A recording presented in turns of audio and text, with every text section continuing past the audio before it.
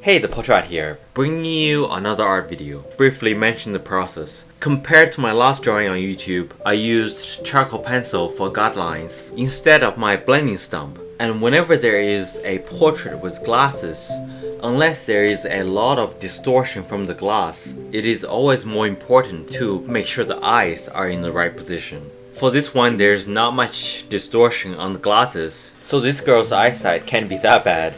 I was gonna add some highlights on the glasses, but kind of forgot about it.